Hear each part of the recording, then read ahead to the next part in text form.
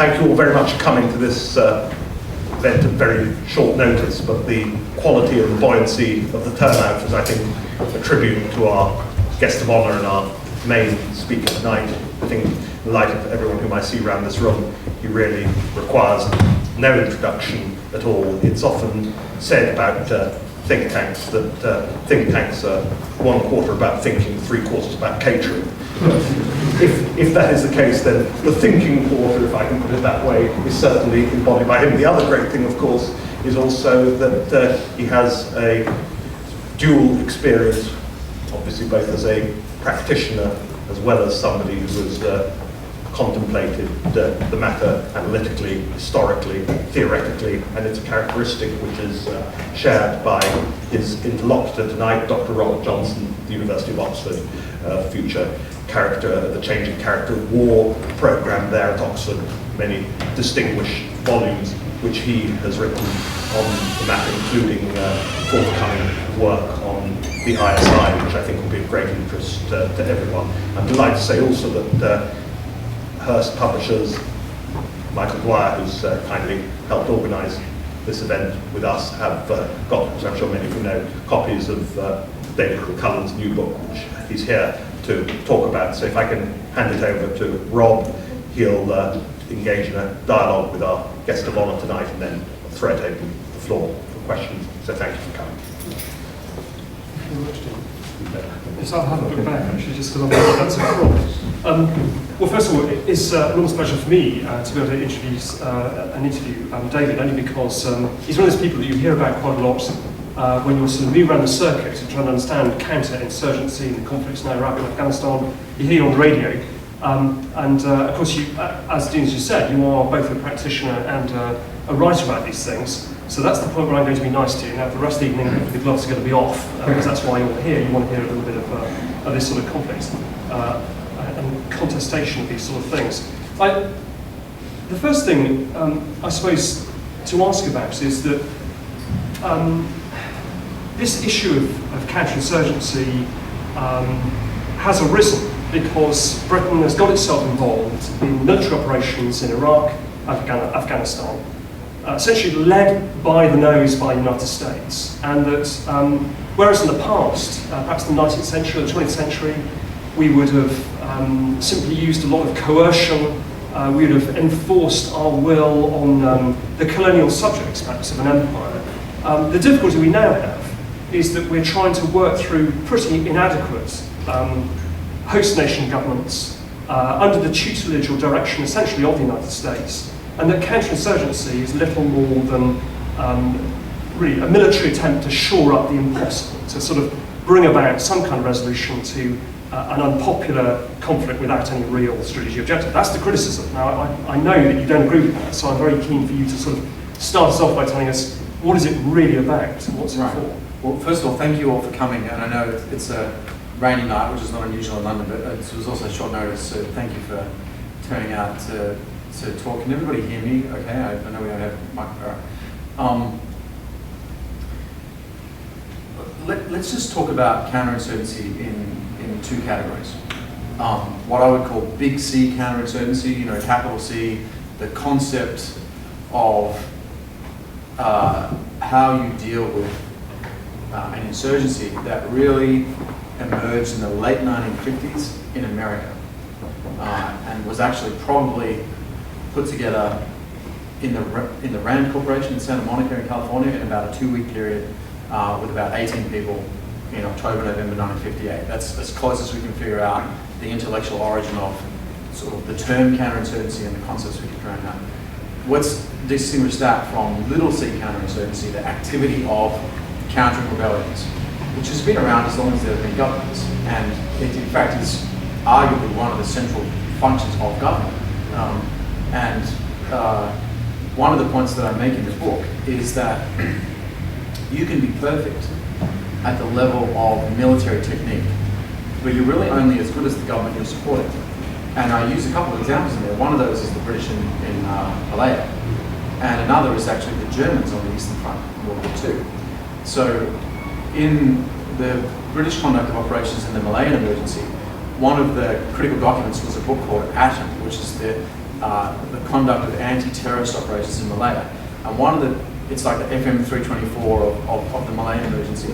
And one of the pieces of doctrine in that book is a thing called police clearance, which says that military forces, when operating in Malaya, are not allowed to engage in lethal operations unless they get what's called police clearance, which is where the local police have to approve the use of violence by the military in a given area, and where the police have the duty to protect the population against all comers, including us.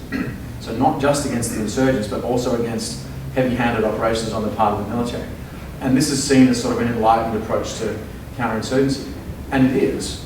But you have to remember who we're talking about. The Malayan police in 1948, 49, 1950 are mainly graduates of Oxford universities and are white guys. Some of them are ex-Palestine police. They're not Malaysians, they're British.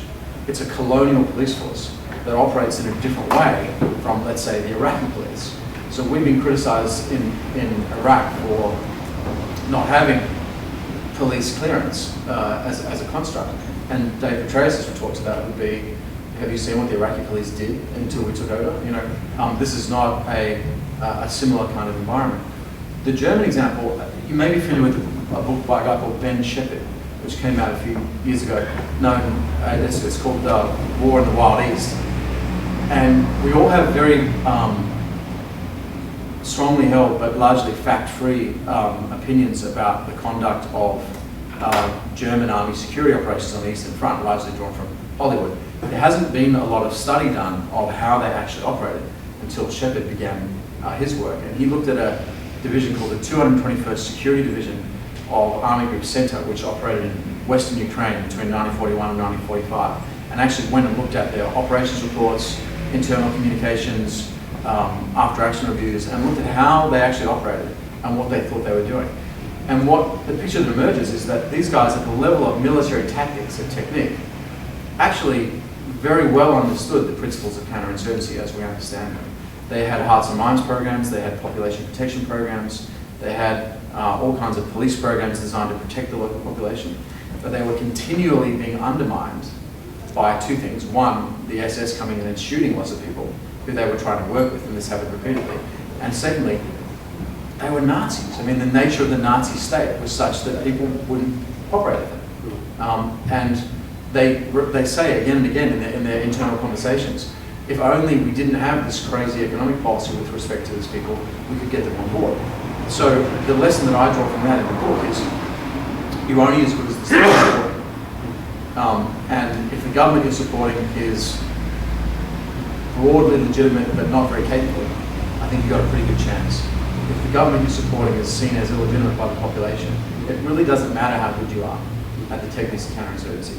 And I think that's fundamental to the issue of success in Afghanistan and Iraq, the partnership aspect of the local population. Because you do mention the book about Bernard Foll and some other writers from earlier periods who identified that really the essence of counterinsurgency is not about shooting your opponent, it's actually about governing them. And of course there's been a lot of focus in the United Kingdom about military operations. We're talking about, you know, Panchai, Palang, Panther's Claw, Mosh Tarak, operations in Helmand. We don't hear as much, it has to be said, about the civilian efforts or the success or failure of governments, which is critical, it seems to me, to the outcome of this. And I think, would you not say that the fundamental problem for British forces in Afghanistan, the coalition forces in Afghanistan, is that they are actually currently being outgoverned? The shadow governance of the Taliban, they have a language advantage, they provide a legal framework, travelling itinerant judges or qazis, they provide an element of security for the most important income of Helmand, which is poppy. Whereas the Western forces seem rather impotent and unable to enforce any real governance. The only governance they do enforce is either inept or corrupt. Yeah, look, I think in the context of Afghanistan, the most important thing to realise with respect to counterinsurgency in Afghanistan is that it isn't one, right? Afghanistan is not a counterinsurgency campaign in the classical sense. It's a stability operation, which has a very important counterinsurgency component. But the way I think about it, I talk about this in the book, is that you have a cycle of instability in Afghanistan, which starts with corruption and criminality. Some of it emerging from the poppy trade, but a lot of it emerging from our own programs, and the fact that we've spent a lot of our aid money in parts of the country which are too insecure for accountability mechanisms to work. So there's a tsunami of illicit cash just washing around large parts of the country. And there's a lot of bad behavior, oppression and abuse of the population, not only on the part of some Afghan government officials. There are some very professional and dedicated Afghan public servants out there, but there are people out there who are oppressing the population. But also on the part of power brokers in the society. And so corruption and criminality leads to oppression and abuse.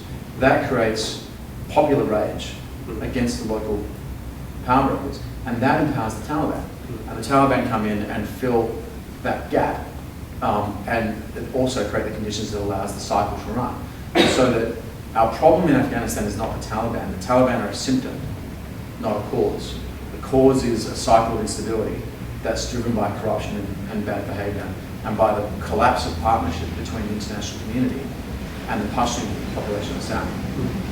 And so counterinsurgency is critically important, but it's just one component. You could defeat all the Taliban tonight.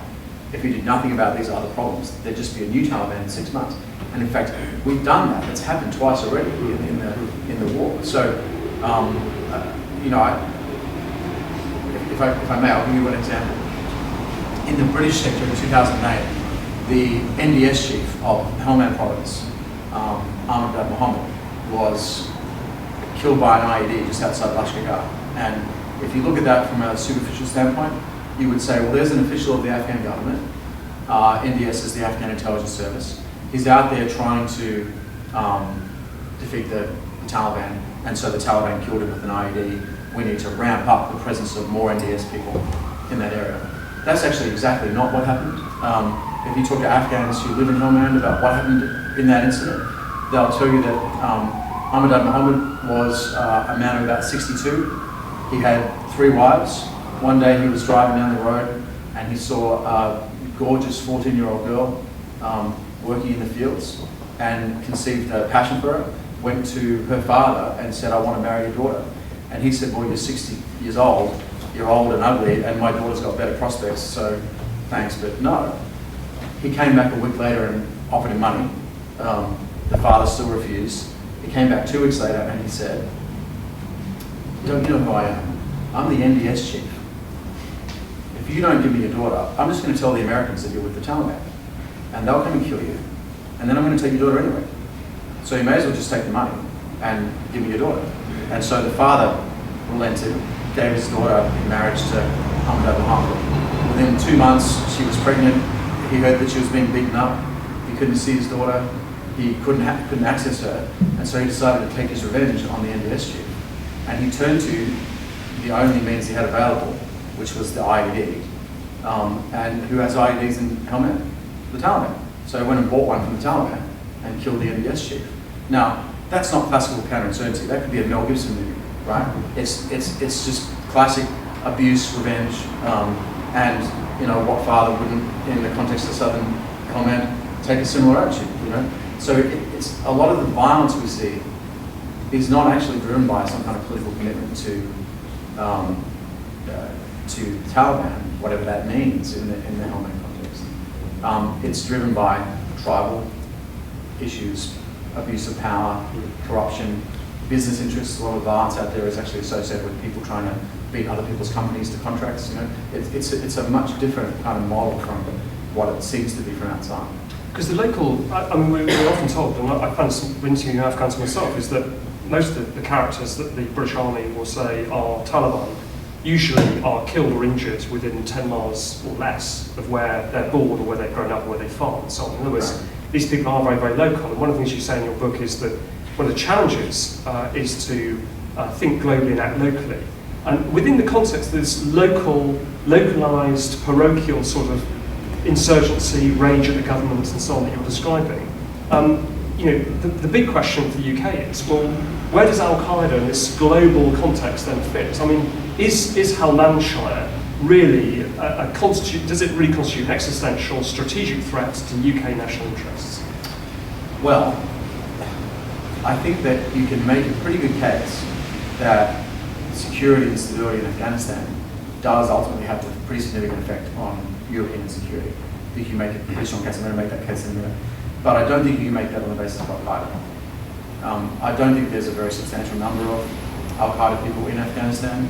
Were we to pull out of Afghanistan, I think Al-Qaeda would have to be stupid to go back to Afghanistan. They've got a perfectly good base in Pakistan. But I think here's how I think it works.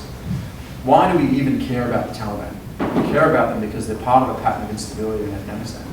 Why do we care about instability in Afghanistan? Because it's part of a broader pattern of instability in the region, including Pakistan. Why do we care about instability in Pakistan? Because they have 100 nuclear weapons, a diaspora all over Europe, and they have Al-Qaeda headquarters sitting there in the tribal areas, and the potential for radical nuclear-armed instability. Not so much because of Al-Qaeda terrorism spreading around the world, but because of what happens in South Asia. And I think British people should be very concerned about that. I think it's highly unlikely that there'll be a new Al-Qaeda base in Afghanistan when we pull out. It's much more likely that we'd see the ultimate collapse of Pakistan and the acquisition of nuclear weapons by radicals.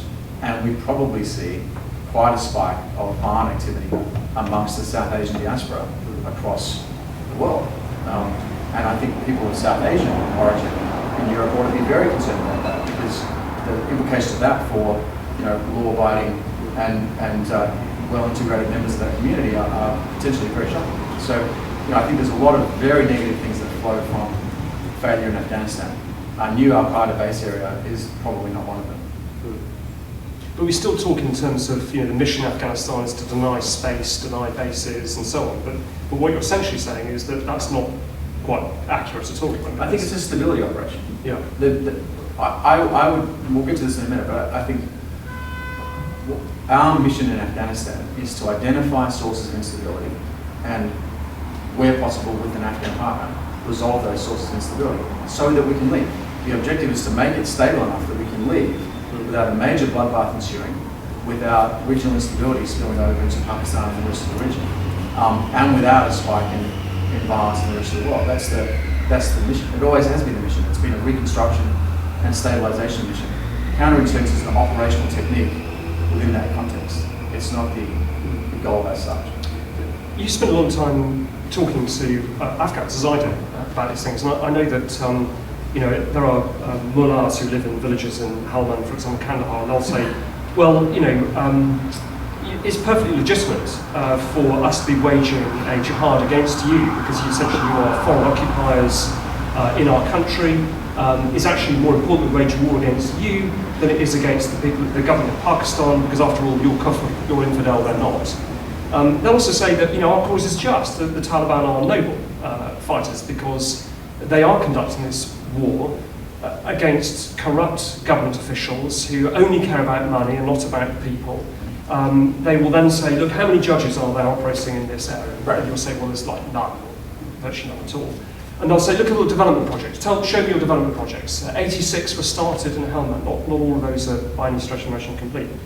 I mean, I suppose in many ways, let's put it like this, the most damning comment I've heard from an Afghan farmer was to say, you came here to do development, but why did you need to bring soldiers to do that? From the Afghan perception, this is a battle of perceptions. This is a battle of ideas, essentially, we're engaged in. I mean, how do you think that should be framed? And where has it gone wrong, and have we got that strategic communication wrong, and how should that be really addressed? Well, you certainly have got a lot of things wrong. I don't think I'd call it a strategic communications failure. It's a substantial failure of policy. So there's so much in that discussion.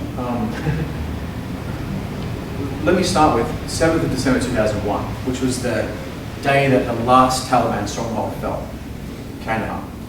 On that day in southern Afghanistan, there were about 110 CIA officers and about 300 US Special Forces. That's it.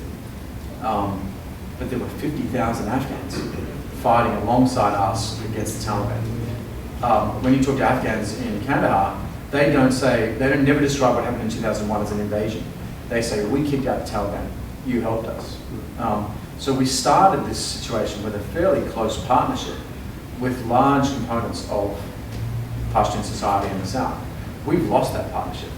And we've lost it in part by taking a military approach to a non-military problem, in part by putting in place a government which is, on paper, one of the most centralized in the world, but has had to make deals with a bunch of power brokers in order to survive, and the actions of those power brokers have often been quite negative for the population. And where the Taliban have been successfully able to come in and say,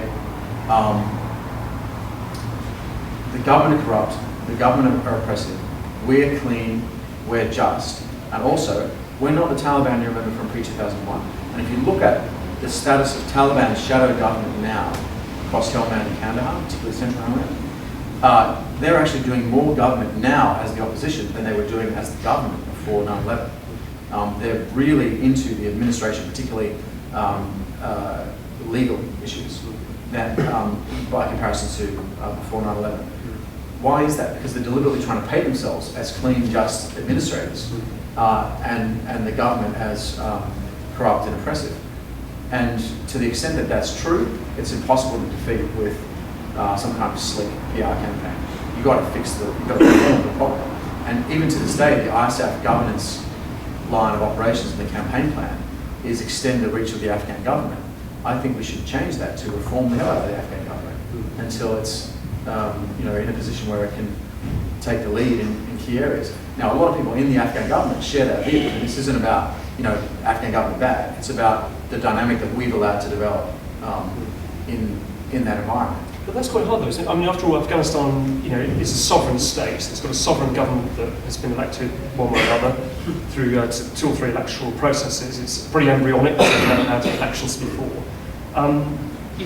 It's actually extremely difficult now, I think, for Western governments, isn't it, to turn around and say, actually, we don't approve of your government.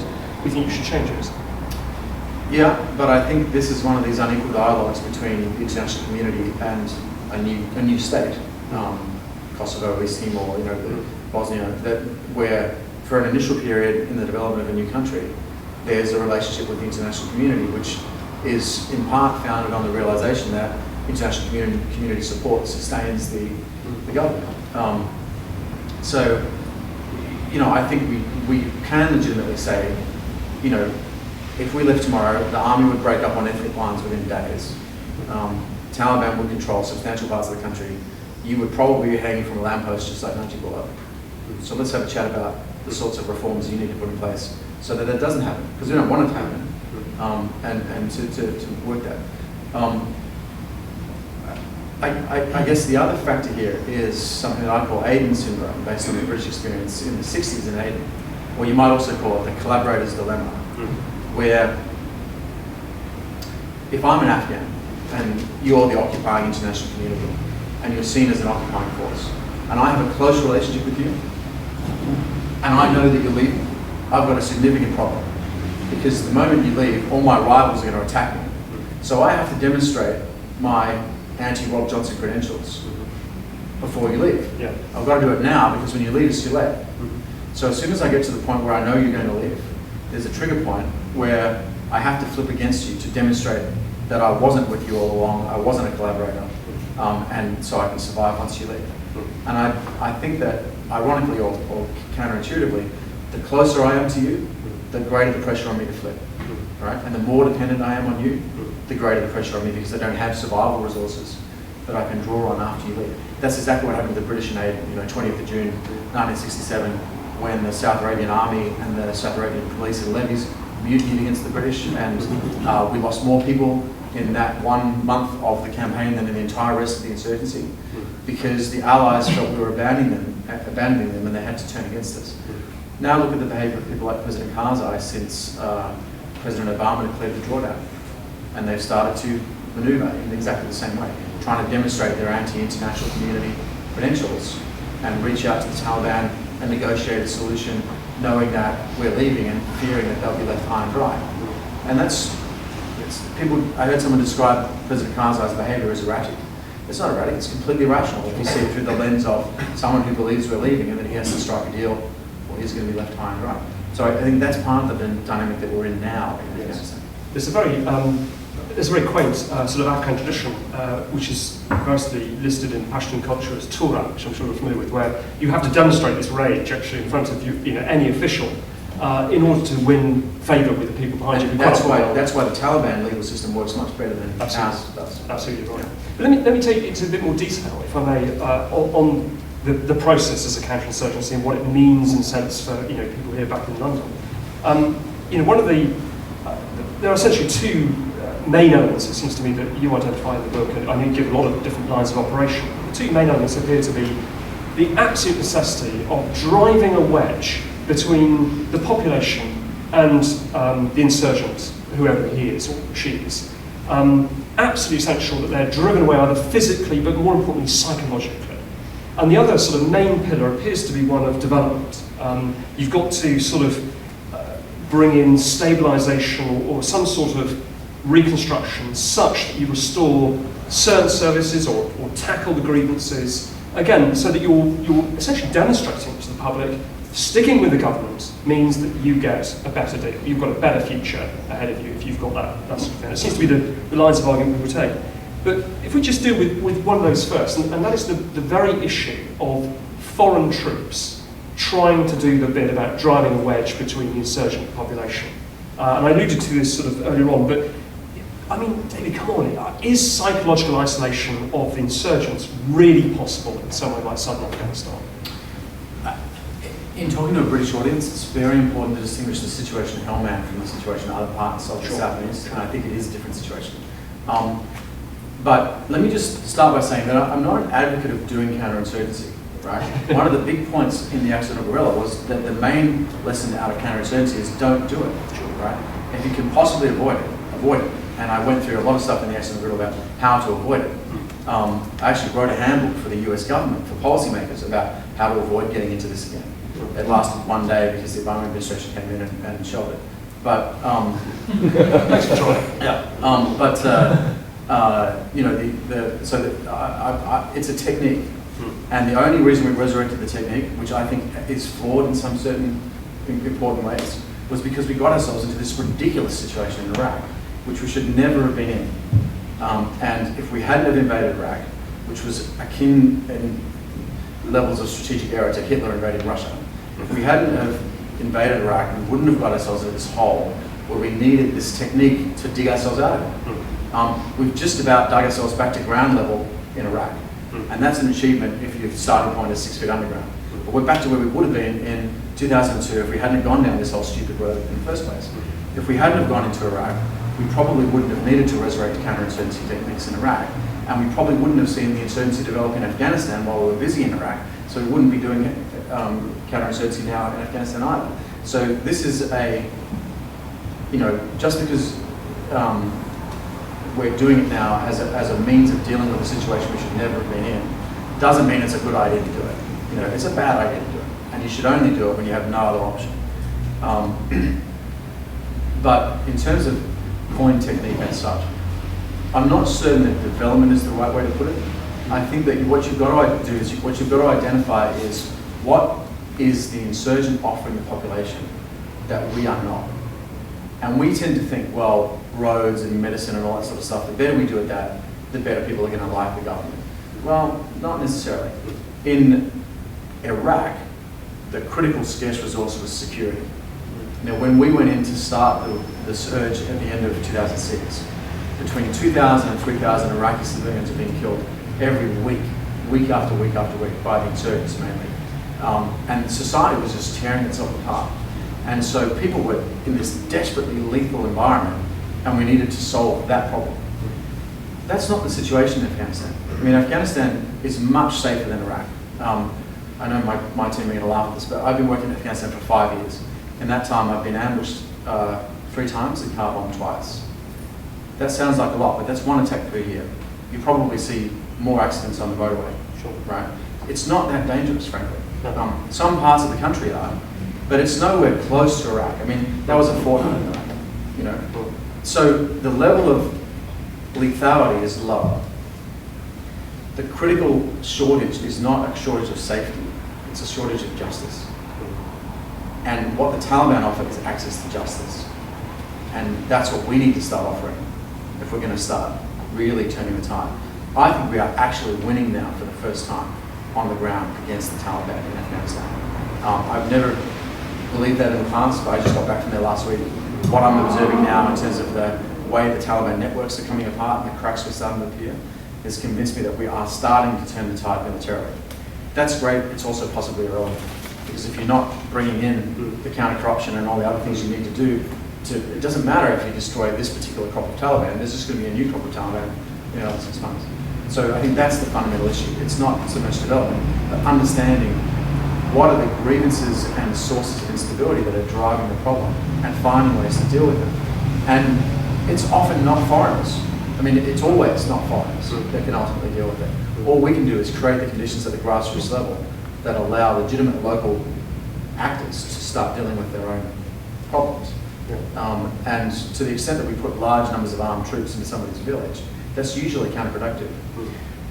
There's another sort of angle to this also, just as a final thought, which is the notion that my friend Chris Cavoli describes as the semiotics of the firefight. That every firefight you have in Afghanistan is conducted in front of an audience, and the meaning of the firefight, the semiotics of the firefight, is critically important. It's not so much whether you win or lose, it's who you're standing next to when you start the firefight. If you're an Afghan villager and I'm standing next to you and the Taliban is shooting at us from the hills, it doesn't matter if I win the firefight. In your mind, I'm defending you and the Taliban are attacking us. Sure. If I come into your village and the Taliban guy's standing next to you firing against me, sure, I can kill a bunch of Taliban, but in the minds of the population, I'm the aggressor and the Taliban is there, either innocent bystander or defending the population. And we need to get beyond the idea that killing the Taliban is in and of itself a good thing. If Taliban are coming from a local area, we should probably not be trying to kill them because they're part of the local community, which is the same people you're trying to reconcile with. If they come from a different part of the country or even from Pakistan, kill away, right? But don't think that that's going to actually solve your problem. It's true that we also say actually about the Afghan perception where they see violence in their village is extremely problematic because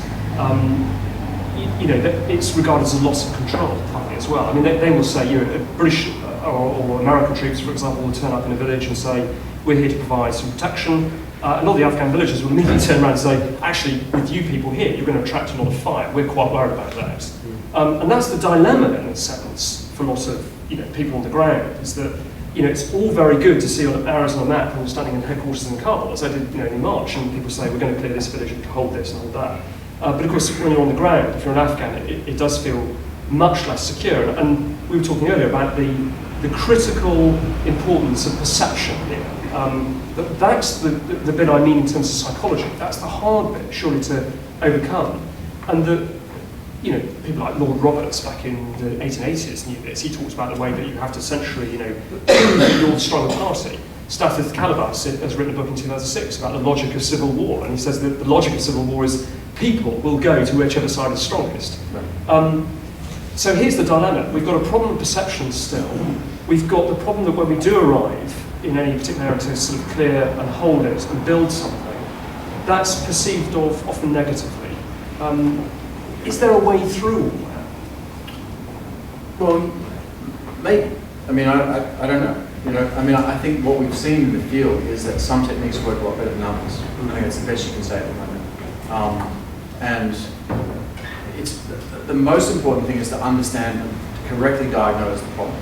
So I think everyone's familiar with the fight in Marja over the last year or so, which the Americans presented as Marja is the Taliban stronghold.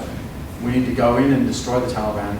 We're then going to bring the Afghan government in, and that's going to solve the problem. That's a correct diagnosis if you're looking at Marja in 2009. If you go back another 6 months to the end of 2008 and you look at Marja then, you find that it's not a Taliban stronghold, it's government controlled. So then if you ask the question, how did Marja go from being government controlled in 2008 to being a Taliban stronghold in 2009? What you find is that the local government officials were so oppressive and corrupt that the town of Marja called a town meeting, got together and said, we're kicking you out. And they expelled the government from their town for oppressive behaviour. And then a few weeks later invited the Taliban in. So we went in, drove away the Taliban, and then invited in the very same assholes that started the problem in the first place. And of course it didn't go very well, right? Sure. Because our diagnosis was flawed. Yeah. The problem wasn't Taliban versus government. The problem was oppression and abuse versus people defending local people's interests. And I think one of the biggest errors in the campaign, and that's a high, bar, has been the failure to hold local district elections, which was promised in the Bonn Agreement, has never been done. Yep. And the objection that you hear from people is, well, if you have local elections in large parts of the country, the Taliban will get elected. That's right. That's why we should be having it. Because Taliban is the name they give themselves when they're fighting us. It's not a permanent identity.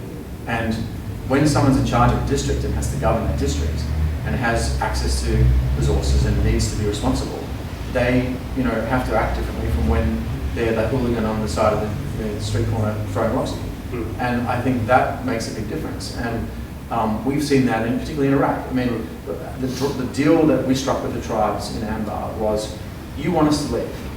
We want to leave. The only reason we're not leaving is because you're shooting at us. So how about you stop shooting at us, we'll give you control of your district. We reserve the right to come back in and kick your ass if you go off the rails. Other than that, we're out of here. And we got to a point where we reached that accommodation where people felt that we were providing the overall conditions for their own community to keep themselves safe. Now there's other political issues with that, but in terms of a technique for reducing violence, it worked brilliantly in Iraq and could potentially work in Afghanistan. I think called VSO is working now in Afghanistan and is starting to have some similar effects like that. Iraqis aren't Afghans, so it's a little different dynamic, but you see similar effects.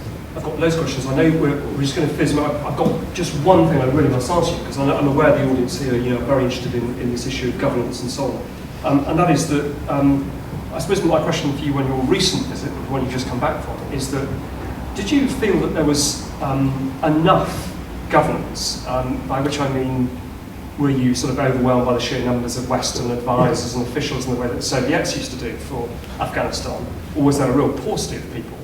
And my other question with that, in a sense you've alluded to already, is did you see the right sort of governance? I mean, the example that's immediate in my mind at the moment is that around Lashkar, although the British Army just cleared an area to the west of Lashkar in Helmand, it now transpires that Karzai's government are insisting that anyone who can't produce land deeds is going to be thrown off the land. These people were the people who threw out the Soviet regime in the 1980s. And now they're being told, even though they're essentially war heroes in their own community, they're going to lose their land, which they feel they're entitled to, because of this sort of form of wrong governance. So enough government or just wrong government? Where are we? Let me come at that through the lens of land issues. I mean, Afghanistan is a tribal society, but it's an agrarian agricultural society. And a lot of people who use the term tribe, I think misapply it to Afghanistan. We're not talking about nomadic desert tribes. We're talking about primary rural agricultural producers and who are tied to the land, whose wealth is in the land, and who can't move. And one of the biggest indicators of massive instability in Afghanistan is people leaving their land, in a way that is not true in parts of the Middle East. So land disputes and land title deeds are a very important component of the sorts of disputes that the Taliban exploit. The Taliban local courts, there's about 16 of them now across the south of the country, don't really do what we would consider criminal law.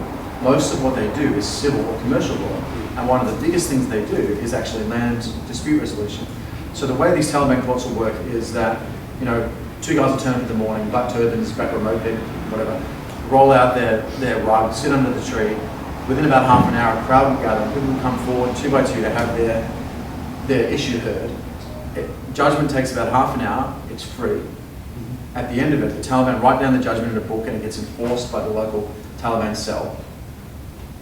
And they will issue land deeds and title deeds. And they issue passports and birth certificates, and taxation certificates, in the name of the Islamic Emirate of Afghanistan. It's only one word different from the Islamic Republic of Afghanistan. And they will stamp it with an official stamp. And that's your title deed. And you can go out and claim ownership of a piece of land based on that dispute. And you know that the other parties to the dispute can't renege on that because the Taliban are going to kill them if they do. which is how governments work, right?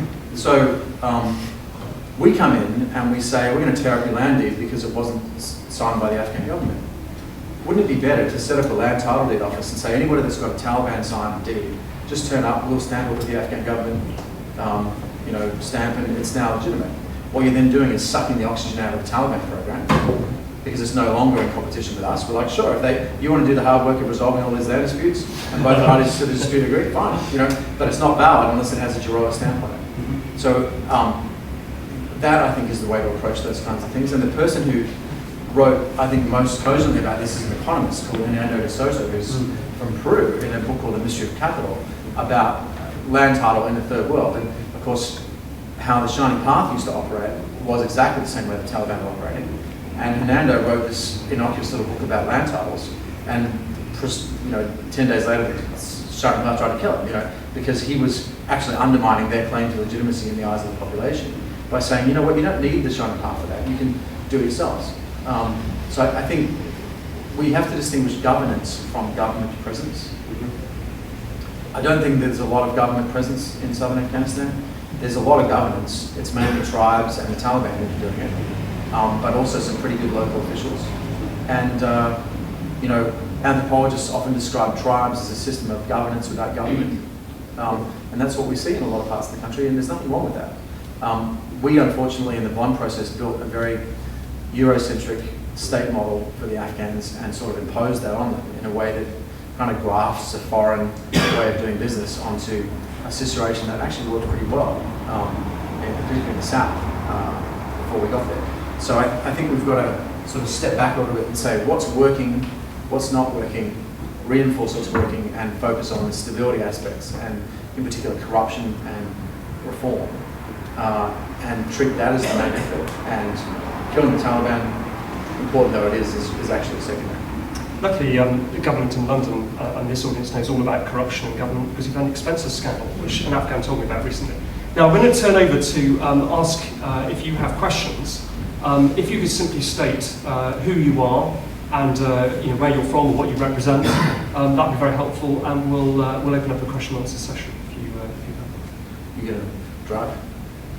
I'm going to drive. All right. If you like, you can take over. That's a You can be my shadow governance. We've blinded people with sight, surely not. There's questions here. Thank you very much. Thank you. I'll come to you momentarily. Theodore Agnew, I'm a trustee for 16. I'm just very interested to know what you think is going to happen in 4 years' time when we have said our troops have left and we already know that the American troops are going to start to leave within the years. Did everyone hear that question?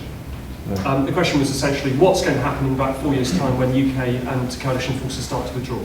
One of the things I talk about in the book is the history of Afghanistan, of counterinsurgency since the end of the Napoleonic Wars in 1815. There's a database called the Correlates of War database, which tracks wars worldwide. There have been about 465 of them since the end of the Napoleonic Wars. About 83% of those have been insurgencies or civil wars, so about 386 of them. So we have a pretty large body of data of how these things usually work. These sorts of conflicts usually result in a negotiated solution, and they usually take 12 to 15 years. And that might not happen in Afghanistan, but that's what normally happens in the data that we have available. So I would suggest that we're already getting into a process of negotiating with the Taliban. There's nothing necessarily wrong with that. That's how you win these things. Most examples of counterinsurgency are actually won by the government. The insurgents only win in about 20% of cases. But if you look at the 80% of examples where the government wins, it's usually fighting in its own country, and it almost always negotiates a solution. So I think that to the extent that we've got a strong local partner that's seen as, in some sense, legitimate as a negotiating partner by the Taliban, then negotiating is not a bad thing. We don't have that right now. So I regard the military mission in Afghanistan right now as being twofold. One, stabilize the country so we can leave. And two, get ourselves into the strongest possible negotiating position for an inevitable negotiated solution to the conflict. And I think you can map out the sort of war termination window, as you might call it, as being somewhere between July 2011 and December 2014. July 2011 is President Obama's deadline for the start of withdrawal. December 2014 is President Karzai's deadline for handover of control to Afghan forces. So you're looking at about a 3.5 year, 4 year window. So I think that's what we're going to see. We're going to see drawdown, negotiated solution, either resulting in failure if we don't get a viable partnership going with the Afghans, or resulting in a broadly stable state.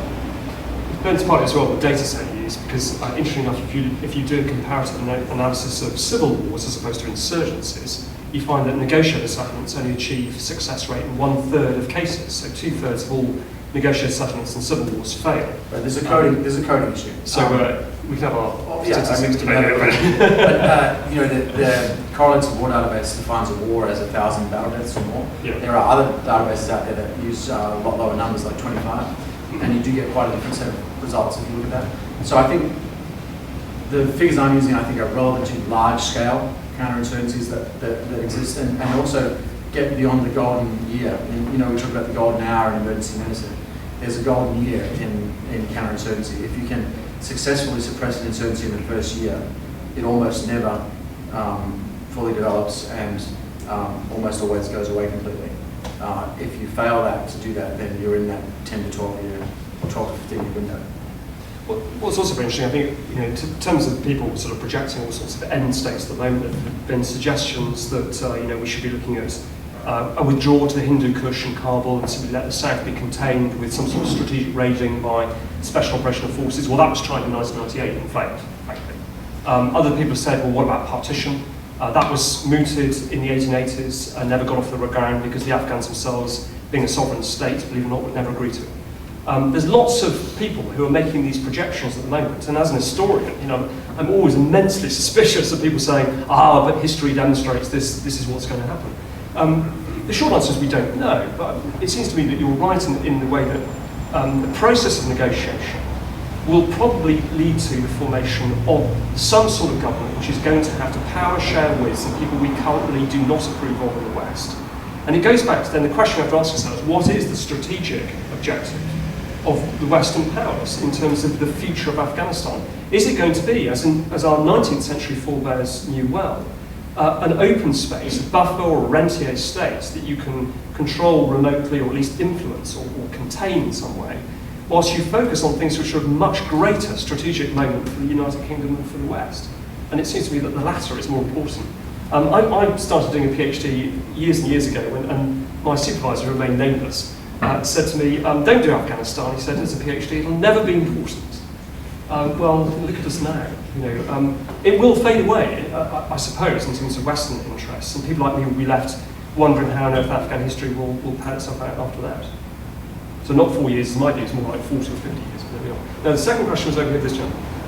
Yes, William answered. You said, I think, at one point that the situation was getting better, but then really every example you then gave after that seemed to imply that the Taliban were exerting more control, not only on a military basis, but actually on a civil basis over the population. We are starting to see some very significant cracks emerging in the Taliban. In the last 3 months alone, Western forces have killed about 2,500 middle to senior level Taliban leaders. We're starting to see a breakdown of confidence between local leaders in Afghanistan and their bosses in Pakistan. We're starting to see Taliban groups reconciling and leaving the insurgency. Most recently, about 200 guys did that in Helmand 2 weeks ago. We're starting to see people getting replaced by much less capable, younger, less confident commanders. So we're starting to see a series of cracks emerge in the Taliban military structure. We're also starting to really do some very significant damage to the Taliban in Kandahar.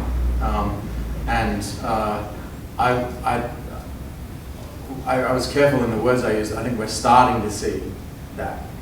But I think despite the damage we're doing to the Taliban network and the fact that we are beginning to turn the tide militarily, if that's all we're doing and we're not doing anything on this other corruption and governance stuff, then it's largely, in the long-term sense, irrelevant. And I think that's our situation we're in. We're in a situation where we're doing much better militarily than we've ever done in Afghanistan. But we need to match that with a similar sort of effort on the government to reform peace, or it's largely going to be futile. So I think that's the paradox of what we see now on the ground. Another question. Non-government or credit foundation. I myself, I did serve in Afghanistan with Mujahideen against the Soviet Union 25 years ago. Just we heard a lot about politics, but we didn't hear about the military aspects of the conflict.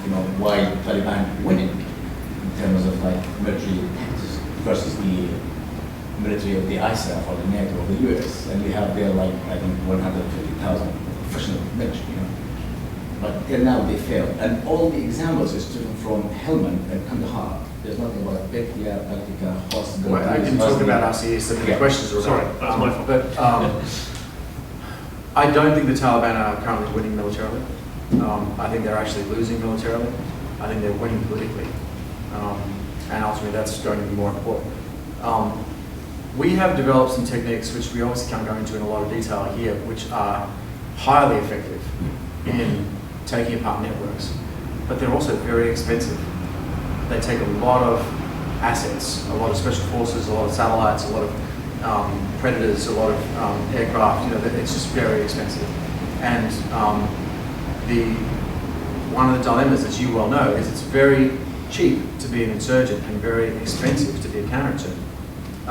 And so ultimately the expense and the exhaustion factor becomes very important. The war in Afghanistan is currently costing the US roughly $100 billion a year, which in the context of today's budget is sustainable, but in the context of a growing deficit and all sorts of other rising costs, it's probably not sustainable into the long term. So, if we accept that it typically takes 12 to 15 years to sort one of these issues out, and we accept probably rather generously that we started approaching it correctly about a year ago, we're probably going to run out of money in the political world well before we get to, an ultimate victory of the West over the Taliban. But I even think that approaching it that way is to think about the Taliban in the wrong way. And I take your view on this, but I think that Taliban is the name we give these people, and it's the name some of them give themselves when they're fighting us. But there's a religious element here, there's a Pashtun nationalist element, there's a lot of tribal violence going on, Alakazai and Barakzai, Nurzai. It's a lot of it is not driven by any kind of political agenda that's associated with Al-Qaeda in any way. And there's a lot of urban and rural division in Afghanistan, which drives a lot of conflict. So I think it's to see the Taliban as a black box and the West as a black box and the West has to beat the Taliban, you just get the wrong answer. You've got to go to a much lower level of detail where real events happen to understand it. For me, one of the really significant differences in terms of parallels, because people are always trying to draw parallels with the Soviet experience and what ISAF are doing. And usually I have to say, some quite lazy journalism goes ahead. People say, look, the British have always lost in Afghanistan. We hear very little, actually, in the UK, since you mentioned this, about the Haqqani network, about Gulbuddin Hekmatyar's faction, for example, about the myriad number of groups actually that operate just in the south, let alone in the east. And also the sort of new groups that now operate in the north. I mean, there are groups that claim to be insurgent groups, or sometimes labelled as insurgent groups, who are actually simply small handfuls of men who operate under the jurisdiction of another warlord-like figure from the old days, from the Civil War days. And he's simply providing a protection racket for opium trafficking into Turkmenistan and Tajikistan and Uzbekistan. And they're all categorised as the same sort of people. I think one of the interesting things that's about to happen, going back to the question you were asking earlier on, is that we're going to see the greater pressure put on each of these factions and groups. It seems to me that Gulbuddin Hekmatyar, despite a pretty nefarious past, frankly, is a likely candidate to be the sort of person who's going to reconcile with Hamid Karzai and the government. And tried to do that for years. Well, he has. As he tried to do with Rabbani, back in the 1990s. There are all sorts of, differences, and I think, unfortunately, the British focus is entirely on Helmand, only because that's where British forces are operating. But we are missing a bigger picture. You're quite right. I mean, Helmand cannot be understood without the context of Farah Nimruz and particularly the Arghan Davali and Kandahar. It's one entire strip. And when you look at things from, as you will do, from an Afghan perspective, it looks very, very differently. As you say, the intra-Pashtun conflict is going on, and more importantly, an old civil war is still really, that started in 1978, in my view, is still happening. Areas where a lot of Afghans are worried today that I speak to are places like Nuristan and Kunduz in the east and north, where there's a big Taliban push, possibly in reaction to the fact that we're now doing better against them in Kandahar and Helmand. You squeeze it like a balloon and the air goes somewhere else. So people are kind of are tracking that as a concern. And also corruption, of course, is the big concern to most Afghans, not so much the Taliban. Can I just leap on a question which you've really prompted me to think about this, and that's, we hear a lot in the media at the moment about attacks on fuel convoys and supply convoys coming through the Khyber Pass and so on. One of the things that the Mujahideen did very well against the Soviets was to continually place a ring of steel around places like Kandahar and Kabul and Jalalabad, until eventually it was almost impossible to move in and out. Routes were simply, in the end, had to be abandoned. The Soviet army realised in the final stage they had to go. Textbook guerrilla warfare. Absolutely, textbook guerrilla warfare. I mean, these attacks on supply convoys and so on, are they not part of this wider sort of insurgent strategy to create rings of steel in that way, or are you more optimistic about that? I'm not seeing that in Afghanistan. What I'm seeing is attacks on convoys largely in Pakistan, and often coincidentally in response to things we do with the Pakistani government. And so I think you do see insurgent activity in a sort of encircling mode. But for example, that was the Taliban strategy for this fighting season. It failed in respect to Kandahar. They weren't able to push on it, and a number of the local level leaders who were responsible for it actually gave up and went back to Pakistan and said, we can't do it, it's too difficult. Which again plays into this idea that they're starting to crack in terms of their ability to do the job. That's because we can bring to bear right now intelligence, surveillance, or reconnaissance and fire support. That's just mind-bending, but it's very expensive and we can't sustain it forever. Whereas it's pretty cheap to run insurgency. So that's the long-term issue. The 10 rupee Jizaya, as Rajab Kipling used to say. You were next. Thank you. My name is Fiona London. I spent a couple of years in Iraq between 2007 and 2009. Just going back to your earlier discussion about reform of the government of Afghanistan, how in Iraq the turning point of the government taking its own initiative called the Taliban rights, and so you can argue whether that's a good idea or not, but they took a decision on their own. What sorts of things do you think the government in Afghanistan can do to start making their own voices heard properly without damaging the overall strategy? And related to that, how do you persuade citizens that instead of voting in a traditional way, instead of just following whoever they've always listened to, they can decide for themselves, they can experience a difference if they vote for somebody different. It's not dangerous to vote for somebody different, and to see the government delivering on what they've promised. Well, let me contrast Iraq with Afghanistan for a second. Iraq was a developed country, and it had a very well-functioning centralized government. In Afghanistan before 1979, a lot of the functions that are done by civil servants in the West were done by traditional, not exactly government officials, but traditional civil servants at the village level. And Claire Lockhart estimates that there are about 60,000 of these people still doing jobs like local administration in villages across Afghanistan, even when we came in 2001.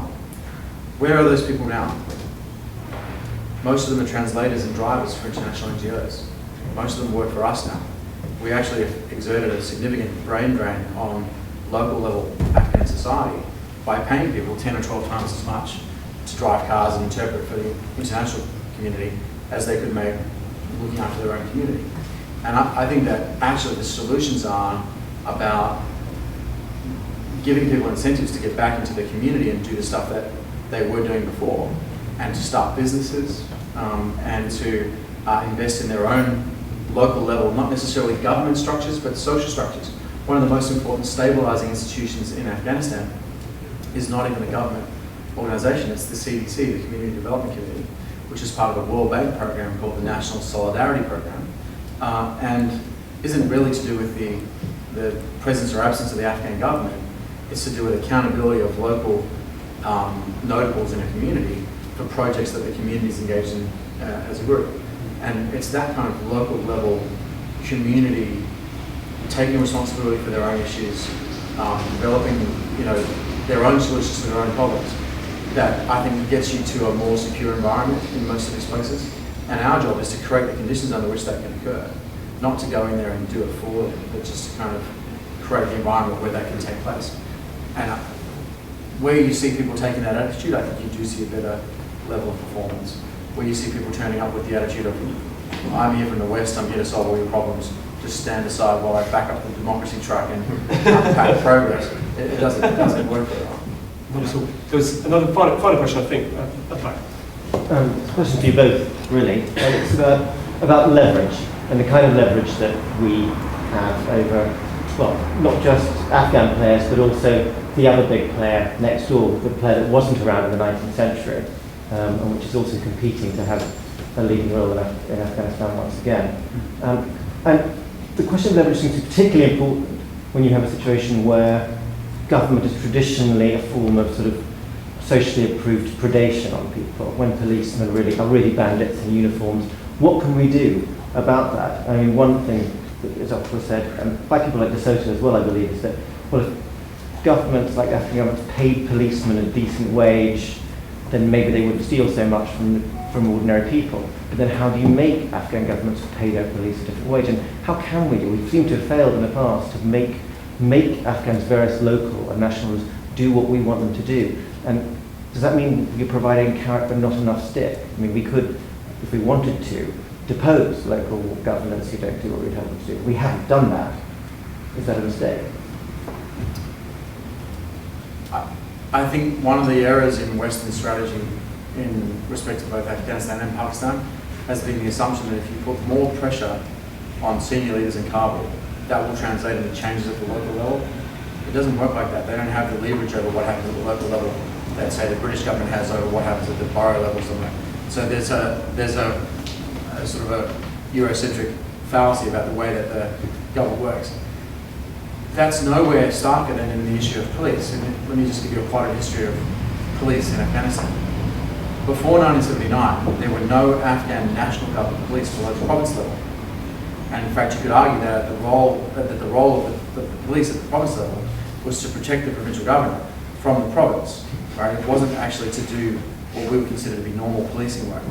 The Afghan government had different kinds of functions, and provinces, and in particular cities, were responsible for their own internal administration in a way that didn't necessarily involve lots of guys from Kabul coming up with guns, and it was more locally controlled.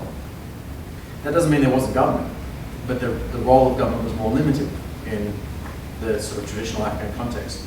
The role of police at the local level was performed by a variety of different community systems, the institution of Lashkar in the east, the Arbaki in some parts of the south. There were all these different mechanisms, but there weren't a lot of Afghan national police. We came in, we gave responsibility for policing to the Germans in the Bonn Agreement, and responsibility for the justice system to the Italians, and immediately started executing a Western-style, top-down, unitary state model, where we basically threw out the Afghan legal code, took 2 years with an Italian team to rewrite it, came up with a system that's much less effective than the old one, and then we had to start building Supreme Court buildings, training judges and the prosecutors and so on, and building this whole new legal system from the top down. It's still not completely finished. Taliban came in day one with the Sharia and the Laiha, the code of conduct, and the Institute of Ghazi, the local judge, and just started doing local level dispute resolution and mediation. So all this time that we lost by doing a European state-centric top-down approach, they've been out there largely uncontested, developing their own legal system. The same is true of policing. Even today, the Taliban can control a lot of the public safety function, the anti-crime and population protection function in a lot of parts of the south and east.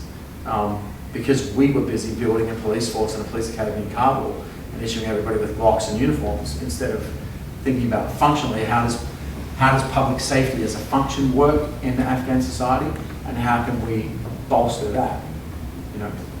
I'll give hopefully an even more succinct answer, which is yours is particularly well summarised. And that is, I think we know the answer to that already.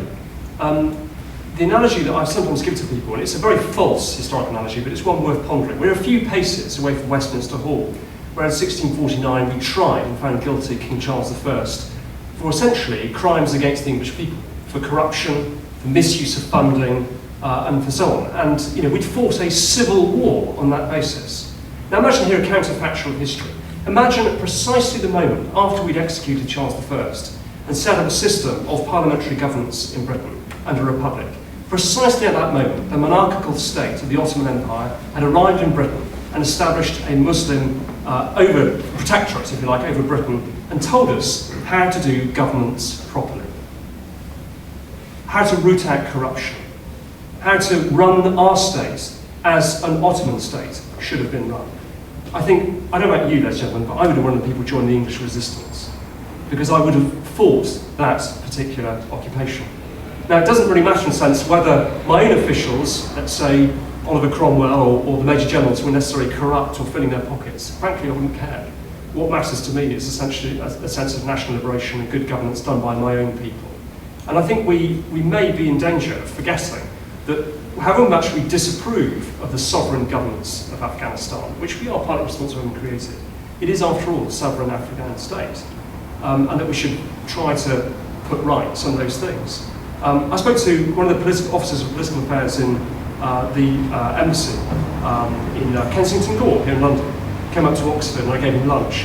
And I said, would it help if Britain was able to somehow apologise for what's gone wrong occasionally in Helmand, and would that help the process of reconciliation and so on? He said only really at the end, because he said the problem with English people is that your name, the word Englishman, is synonymous with treachery in Afghan history. Mansour Dadullah, who was killed as a Taliban commander, I think in 2008, if I'm right, in Helmand, was actually known as the lame Englishman. Lame because he got a wound in the war against the Soviets, and Englishman because no one trusted him. We have to be extremely careful about this idea that somehow we can stand up and name and shame who these people are. We have to find means, I would argue, to empower the Afghans themselves to follow that mechanism. And if that means restoring some of the old traditional state, then so be it. And I think we've essentially recognised some of that already in Operation Mushtarak, where something equivalent to the old frontier crimes regulation actually was brought back. This is a much broader issue than Afghanistan, right? Too often we fail to recognise that legitimacy in the body politic has to come from inside. You can't bring it in from outside. It's like the spark of life in a polity. If you don't have that spark of life, and somebody else comes in and sort of hooks you up to electrodes and zaps you with a bolt of lightning, you're creating Frankenstein's monster. And sure, it's going to walk and talk and act like a state for a while, but sooner or later it's going to go rogue because it's not real. The source of legitimacy hasn't come from within the society, and we've got to be very careful about thinking that we can solve these kinds of problems. A, some of these problems can't be solved, and B, we often can't be the ones to solve them.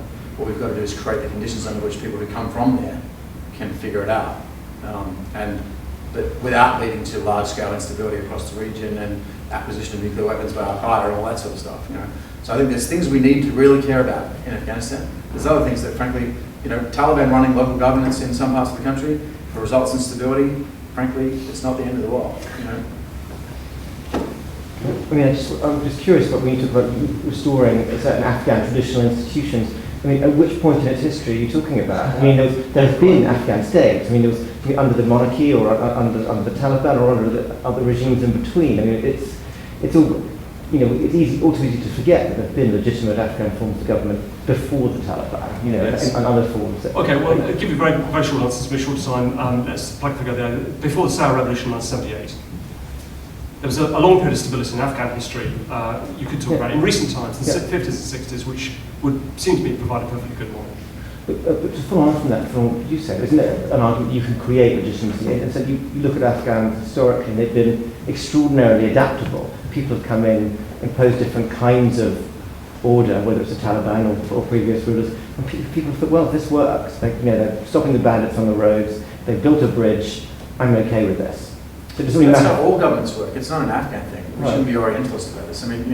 Antonio Giustozzi just wrote a great book called Empires of Mud, which is about Afghan warlord behaviour in state formation in Afghanistan. One of his main points is if you look at European history, you see the same stuff happening in Europe. You know, it's not necessarily, I also think we have to be very wary of people who say that Afghanistan's not a real country. You know, Afghanistan's a real country. There's a fake country in the region, but it's not Afghanistan. No, we'll get into that country. Is that okay? Thank you very much. Just want to say a brief word of thanks again to Hearst for all their part in helping make tonight possible, to Harriet Mackenzie, who does all the hard work here in organising it now. Since one of our themes of tonight, people who are both practitioners and thinkers, to give a warm welcome to Brigadier Mark Carlton-Smith, formerly commander of 16 Air Assault Brigade in Afghanistan, commanding officer of 22 SAS, to deliver a vote of thanks for us. Welcome for the first time, and we hope you'll do us proud tonight. Thank you. Please, thank you very much.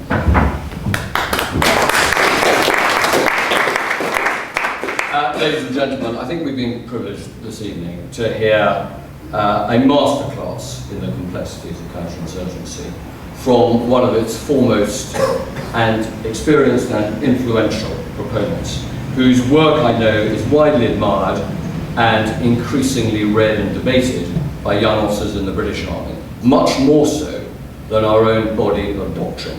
I mean, Rommel was not wrong when he said Britain's doctrine is not that bad, it's just a good thing that they don't bother reading it. But there's no doubt that David's most recent book will add a very substantial text to that canon of knowledge. Let me leave you with probably 3 observations from this evening's conversation. David spoke about the cycle of instability. And I think if we were to draw up an index of the root causes of instability, somewhere on our individual shortlists would be poverty, deprivation, lack of human capital and rule of law, geographic extremes, and environmental isolation. And you potentially have just described Afghanistan, one of the most challenging scenarios and campaigns imaginable. The crux of which, I believe, is the perception, the will, and the understanding of the Afghan civil population. Because the battlefield is a temporary aberration, only superimposed on a socio-economic landscape that endures, and endures preferably intact. David emphasized, quite rightly, the political primacy, and that it lies at the heart of any strategy. But of course, in the Afghan context, that also represents a critical vulnerability. Not least because we all know that we can't fight our way out of an insurgency of this magnitude and this complexity. But we need to recognize that Afghanistan is a wild, poor, isolated and tribalized society, for whom government is an unfamiliar thing and good government an oxymoron, and where the political soil is simply not conducive to this imposition of central authority. And we need to be very chary of strategies that seek to bureaucratize or institutionalize agrarian tribal societies. And I think this is probably the central Afghan dilemma. Not so much the vacuum of authority, which in itself is problem enough, but that the little of government that does exist actually undermines its own credibility and its legitimacy. The second observation I'd make is the importance of not confusing the intensity of the fighting, of which there is plenty, with the nature of the campaign that we're seeking to prosecute. Because as David said, the Taliban are merely a symptom, not the cause. And that therefore this is not a campaign of decisive military action, but it's one of influence and persuasion. Because for too long, we've probably been overly focused on countering the insurgent at the expense of securing and protecting the civilian population and marginalizing the malign Taliban influence. And this in an environment where perception is reality, where enemies are easily made and memories are very long, and in a campaign where public opinion fundamentally determines the result. It's been said by others that foreign powers cannot win counterinsurgencies, but they can enable and empower host nations to do so. And that is undoubtedly the case. And therefore our strategic intent must essentially be one of containment, and militarily to suppress the insurgency to a level whereby it's manageable by the Afghan security forces independently. Now, I don't think much of this is new. This is a political and a military campaign, the ultimate goal of which is to secure the loyalty and cooperation of the people. And it's now abundantly clear that in order to attain any measure of success, we need to integrate the political, the military, the security, and the economic programs. Now actually, those are not my words, but they were the words of an American theatre commander reporting to Congress. But they're not Petraeus, they're not even McKiernan or McChrystal. Actually, they were William Westman when he was commanding Military Assistance Command Vietnam. Maybe even more surprising is the date, because it was September 1965, some 10 years before their final withdrawal. So I suppose my final observation is, simply understanding it isn't good enough. You've actually got to apply it. And I think in both those senses, David has gone a long way to helping us. And if Little Hart were here, I suspect he might conclude, if you want peace, understand insurgency. David, thank you very much. Thank you.